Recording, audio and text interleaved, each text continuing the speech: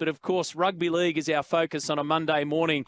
We've got a lot of issues on the table, Matty. Let's start with the Raiders shocker and Ricky's response. A lot of things to come out of this one. So what's your snapshot of having a performance like this in the scheme of things, mate? I mean, it's 2 rounds away now from the start of the finals. Yeah, well, look, Matty, we spoke about the Raiders a couple of weeks ago. They suffered a heavy loss to somebody a couple of weeks ago. It was Newcastle, wasn't it? Yeah, and we sort of said there they were showing signs of fatigue because they've played a really tough, grinding style of football all season. You know, winning by a small margin, losing by a small margin, every single week happened to be right up to win. And there's signs that they look tired. So it'll be, you know, you saw Ricky after the game. He was incredibly frustrated. But, the fatigue is definitely playing a part, Matty. So they didn't score a try. They haven't done that for a long, long time. If you're Ricky Stewart, what are you most concerned about? The scoreline, the timing of this one? I mean, what's going to really get you thinking this week? Look, Matty, what would concern me most if I was Ricky is just how much petrol is left in the tank.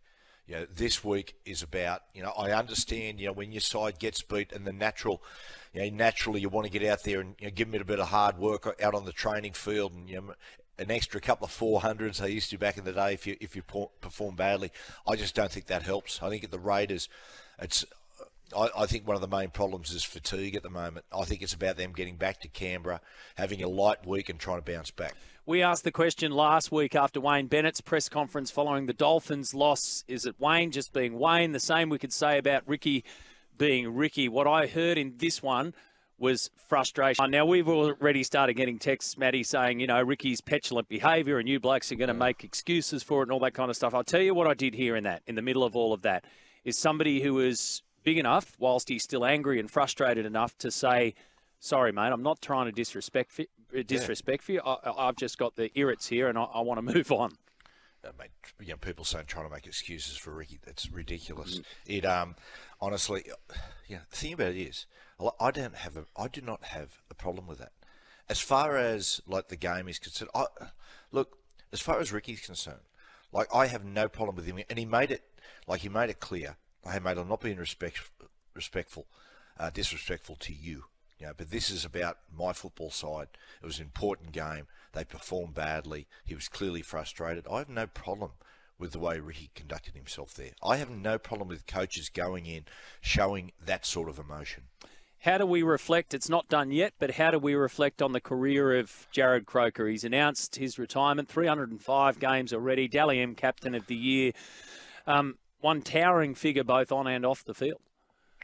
Look, I look back at Jarrod's career a little bit, and I was thinking this last night. It's a little bit like Horry Hastings, as a man that's played so much football, was such an incredible club man, and never really got, I don't think, Horry never played for Australia. I don't think he did, Horry. We should have. But a little bit like Jarrod Croker as well, you know, as far as a representative career that was, you know, never really transpired and probably should have. But, yeah, just great player, great service to that club. Well done to Jarrod Croker. 0457 736 736 is that text line. You can give us a buzz this morning on the roundup. 1300 01 1170 is the open line number. Later on this morning, we're going to do a national sport debate, Matty. So here's one without notice for you. So here's how it's going to play. I'm going to throw up 2 sports, and we're going to try and find what's the Aussiest of Aussie sports. And remember right now, the Matildas are the flavour of the month, and deservedly so. So this is going to be really interesting. We're going to throw up swimming versus cricket, and it's kind of a knockout. So whoever wins goes into the debate tomorrow. At this stage, what would you reckon is the Aussiest of Aussie sports? Quoits, maybe? Look, I think... Lawn bowls? Look... One thing about like football is making giant strides. I talked to Robbie Slater a couple of Fridays ago, and he said, "Look, we're not in any under any illusions here that we're still behind the 2 big football winter sports or winter codes in rugby league and AFL. But Jesus, making great strides. Look, cricket is one as far as AFL and rugby league, we're still divided by borders where we sit in Australia. I mean, look, at the end of the day, you would say it's cricket, just purely for the fact that it's nationwide, and the whole country comes together for things like the Ashes. We're going to do that one a little bit later on. And, of course, the NRL wants to make itself the Aussiest of Aussie sports next year. So in between our last chat and this morning, mate, we now know the 4 teams that have been announced to go to Vegas: Souths, Brisbane, Manly and Roosters. Who can do the most damage off the pitch over there? Well, take your pick. They'll all have a crack. I mean, what could go wrong? Where do you base the boys? Do you base them at palm springs and just fly them in for the game? But look, one thing about, I tell you, Peter V'landys, when he says he's going to do something, Matty, he gets it done. He does. And on that, did anyone really think that the NRL RLPA deal was ever going to be done without Peter V'landys in the room? I mean, that's something else that has had a bow put around it since we last spoke. So the deal's finally done. There's still a fair bit to unpack, I reckon, from all of that. The bad blood, the hangover, who needed to be in the room, who couldn't get it done. There's still a fair amount of questions to be asked. Yeah. I mean, it appears as though it became more about personality than it was about the deal, between Clint Newton and Andrew Abdo. And the moment that Peter V'landys came back into it and Deirdre Anderson stepped in as well, it just got done. So it just showed it was more about ego than anything else. So if you were a player right now and you were across most of the deal, I wouldn't expect every player to be across all of the details. You know that you're going to get a good kick up in pay. You'd be pretty aware that there's been a lot of fighting going on. Would you be happy with the state of the game versus headquarters, or would you sort of look at headquarters a bit cynically by the fact that it had to be such a fight? Look, if I'm a player, I'm happy. I'm happy with the deal.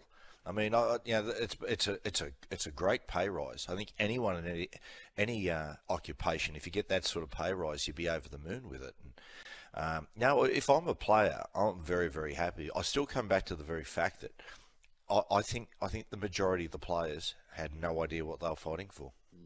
Well, they finally got it done. The handshake deal is done, and now they'll sign the paperwork. So probably a little bit more to be asked out of that whole scenario, but more sort of backroom stuff, I reckon, is still to play out on that one. 1300 01 1170 is our open line number. Daniel on the text line says when the Matildas were playing, they were at a wedding, had to delay the cutting of the cake. The band was playing iconic Aussie songs for the rest of the night. That's awesome. Can't wait to get the stories out of this Wednesday night. The roundup on this Monday morning, it's 9:15. Come and join us. Matty Johns is here. Fire in your questions off the back of round 24. Welcome back. Here we go to the second hour of the program. The roundup is up and running on this Monday morning. Happy to take your calls. 1300 01 1170 is the open line number, or 0457 736 736. Thanks to Snap Fitness, our Snap judgments. Snap Fitness has you covered. You can visit your local Snap Fitness to find out more at snapfitness.com.au. So, Matty, let's start with this one for our second hour. Knights v Bulldogs yesterday, 42 points to 6. At one stage, they led 30-0. They ended up scoring 7 tries to 1. So there's a fair bit to come out of this. We'll start, first of all, with the Jackson Hastings issue. Scans today, it's not looking good. No, and big blow to Newcastle, because Jackson Hastings, I said on the show last night, Jackson Hastings, his contribution to Kalen Ponga, finding his best football, has been undervalued. He's just getting Kalen in his sweet spot all the time, building attacking sequences to get Kalen the ball where he likes it. So that's a big blow. Jacob Preston, look, Jacob is a good young fella. I don't think there was no, well, he didn't deliberately mean to do it, but this is the second one. Jacob has happened, the second hip drop.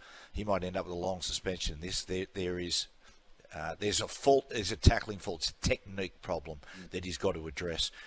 Yesterday, Matty, Newcastle, I was concerned about this game.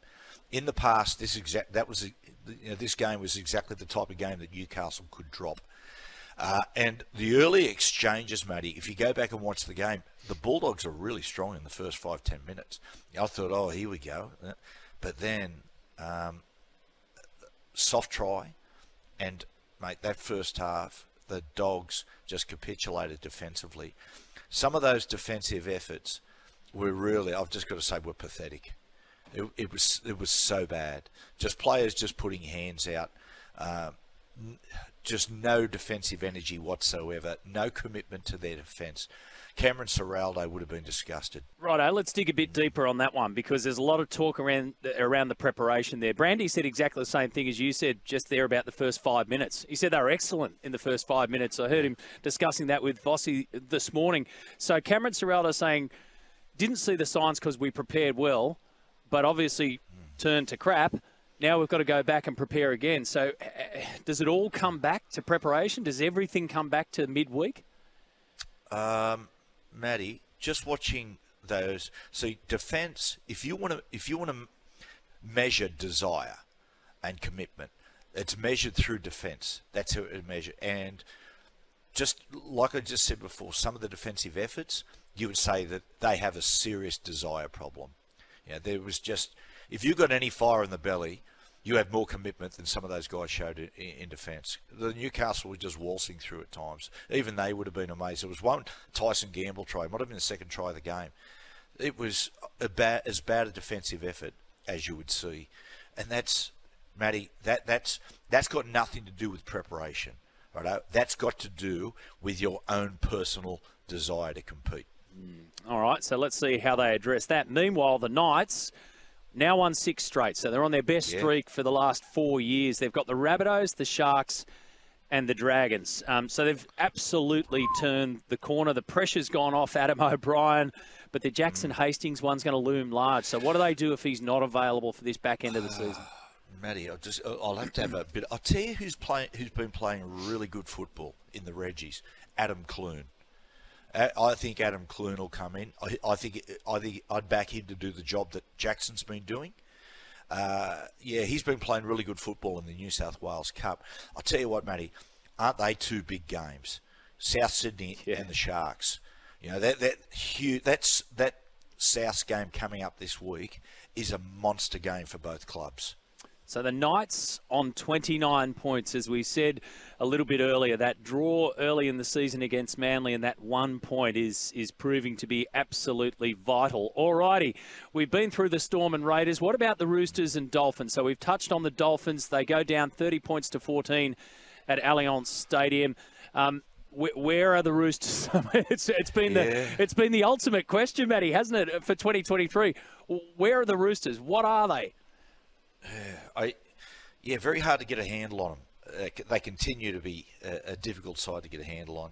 Matty, this is the one game that I didn't see a lot of simply because I was in Matilda's mode. But the Roosters, Matty, I'll say the obvious. They're a dangerous side. They're very, very capable. Do they deserve to play finals football? Well, no, they don't. But they may. As I said before, things are starting to. You look at that round 27 game against South. It could be. Everything could be on the line. Well, they've got the Eels, then they've got the Tigers. So the Eels for the picking, the Tigers down there at the bottom of the ladder, we know. And then, like you say, it could come all the way down to that final round match against the Rabbitohs. Let us know, folks. We've been doing this all season. Where are the Roosters at? Can you sum them up now as we get towards the last 3 games of the regular season? The Warriors against the West Tigers, 30 points to 22 in Hamilton in New Zealand. So a lot again to go on this one. Stefano on report. Wade Egan taken to hospital. That guy is an absolute machine. Tim Sheen said Stefano better not be cited for what happened after what happened to Appy. Shane Flanagan in commentary said, for me, that was a front rower's carry. Put the bumpers up and carry the football. Where does this sit? Yeah, it'll be interesting to see how they rule on that one. I don't know, because we've seen that with Tino before, as far as the bumpers are concerned, so we'll see what the match review committee do. For the Warriors, 30 to 22. On the surface, you go against the Tigers, you go, oh, well, that's not... you could look at the scoreline and go, it's not a very convincing win, but the Tigers, as they showed in the middle of the season, they can start to play some really good football, and I said last week they're going to be a tricky team at this back end because they've got Coruscant in and you've got Brooks in good form. So that was a good win for the Warriors and a great crowd. I mean, the rise of the Warriors, and we spoke before, the hottest ticket in town in New Zealand, they're telling us, over 25,000 people at Waikato. Great. And Sean Johnson again. Look, I'd be shocked if he doesn't win the Dally M medal. He was a standout again, 3 or 4 try assists. Brilliant performance. Oh, that's one of the good things about the deal that was done last week, mate. We now know that the Dally M threat of a boycott is off the table, so the Dally M is on, and Sean Johnson, I agree with you on that one. So the Warriors have Manly, Dragons and Dolphins to finish off, looking for their first top 4 finish in 16 years. Now, the charge sheet, mate's just been released. Jacob Preston, a grade 3 dangerous contact on Jackson Hastings, so 2 matches with the early plea, or 3 if you fight and lose. Yeah, that's okay. Not surprised he's charged. Surprised that it's just 2 to 3 weeks. I thought it might have been a little bit more than that, Matty. Okay, the other match on Saturday was the Rabbitohs and Dragons, 26 points to 14 at Barlow Park in Cairns. But the offside, wasn't it offside, was it offside debate has been raging. I'm yet to hear too many people say, no, wasn't offside. How do we justify? Offside. How do we justify this one? Yeah, you can't. It was offside. Matty, the biggest talking point coming out of that continues to be, I think Rabbitohs supporters will be looking, going, "Oh, geez, boys, the clock's ticking. When are we going to start to find, if not our best football, close to it? They're still a long way off." And playing Newcastle this week against a side who is competing for that 6th, 7th or 8th spot, it's a huge game. If they drop this against Newcastle, they're really in a precarious situation. They weren't great again. They weren't great again. They were clunky with the football and defensively a little flimsy here and there. They're a long way off South Sydney. So at the risk of sounding like Donald Trump, what does make the Rabbitohs great again, mate? What have they got to do? Matty, look, the Rabbitohs are the good Rabbitohs are the side that goes out there with the attitude that, righto, if we can win this game, we're willing to win this game 1-0. Righto, just with a really tough, disciplined, hard-nosed defensive attitude. And when they do that, they naturally start to find their best football. But the bad Rabbitohs are the team that goes out there and just says, righto, guys, you guys go for it. You score 20 points and we'll score 24. That's how, we're happy to do that. We can blow chances because we'll be good enough at the back end of the game to get the job done.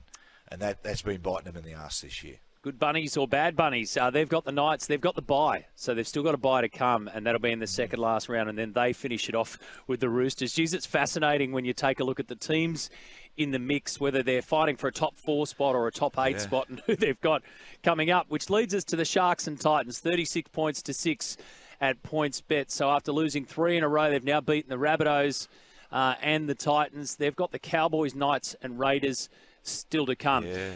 Who did you learn the most from in this one? Was it the Sharks on their rise back or the Titans in the position that they're at? The Sharks. I was really impressed by the Sharks. I thought it was close to their best performance this year, and the guy that's made all the difference is Braden Trindle. Bringing Braden in has taken so much pressure off Nico Hines. It's allowed Nico Hines a time to step back and play second banana and just feed off what Braden creates. Braden Trindle, I think it was about 3 try assists, but very, very good performance. He's playing great, and Connor Tracy playing really quality football at fullback.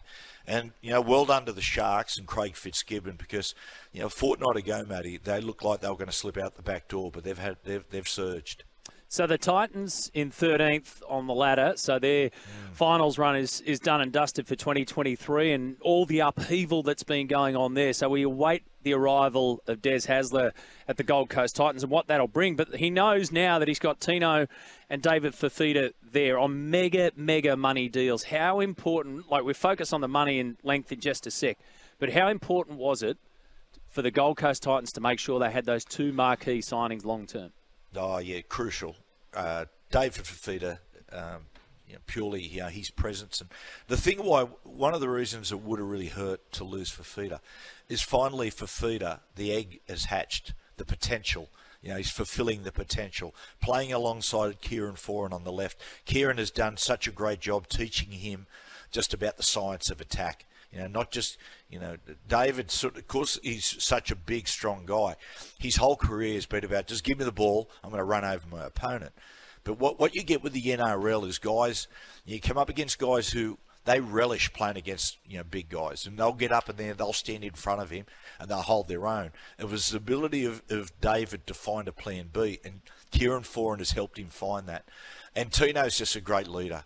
Great leader. He has great presence in the community.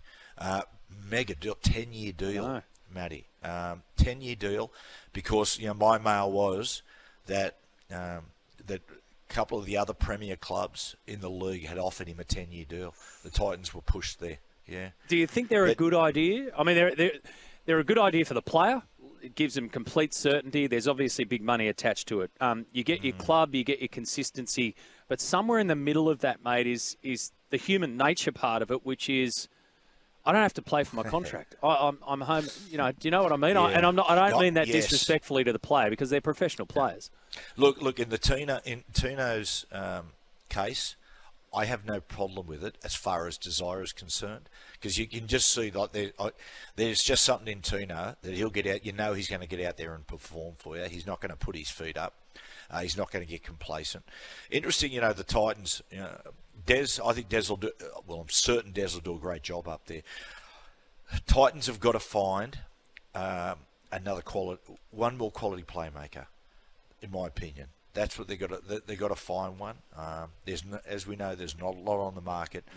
They've got to look around and possibly try to entice one out of a deal or convince another club to give them a playmaker. If they can, we saw the Ben Hunt situation. We don't know where that is. My belief is that he will stay at the Dragons. Quite unbelievably, it looked like it wasn't going to be the case. Yeah. But then again, you don't know. At the end of the season might happen. He might return to Queensland and say, "Guys, I'm not coming back." But if Ben Hunt doesn't go there and the Dragons don't release him, they've got to find another one. If they want to become the side they hope to be. But see, this is the other part of it too, isn't it? They're hard to come by and they're expensive. And they've just forked out a heck of a lot of money for a couple of players. Yep, that's right, Matty. Don't know. I mean, young Tanner Boyd, he's improving, but I look at Tanner as more of a 14 than I see him as an outright 7. Bring on the Des show. I say, bring on the Desi Hasler show at the Gold Coast Titans. 1300 01 1170. John from Harrington Park's on the line. Wants to have a chat about South Sydney. John, good morning. Morning, Matty. How you going? Good, thanks. Being a South supporter, I've been watching them closely each week. And since they beat the Broncos, Panthers and Storm, I honestly think, and I know it's stupid, but I think they switched their minds to the finals. And we're going to be in probably the top 4, and they can't switch it back on. And it's very hard to do. Yeah, John, you are spot on. What had happened, that they went through a period in the middle of the season where they just belted everyone. It was a big win. They crushed the Bulldogs, beat Penrith, belted the Storm, smashed the Broncos, and then they played the game that really impressed me, John. They played the Tigers, right? And the Tigers were in the midst of the Tigers had just beaten Penrith. They were about to belt North Queensland, so the Tigers were in good form, and it was a game that I thought, this is a game that South Sydney, historically could drop. But they went out there and they just played with such patience. They beat them 20-0. And I thought, wow, okay, this team is on course to winning this title, because it was a patience that I don't see a lot from South Sydney. But since then, they just lost their way. And I know they lost Latrell for a stretch, but just defensively, and that was the big concern. And they haven't come back. And this game against Newcastle this week, boy, oh boy, they want to be on their game, because this is the best I've seen Newcastle play for a lot of years. It's about flicking the switch, isn't it? Good on you, John. Thanks for the call, mate. Appreciate it. It's 20 minutes after 10 o'clock. We'll take a break here on the Roundup.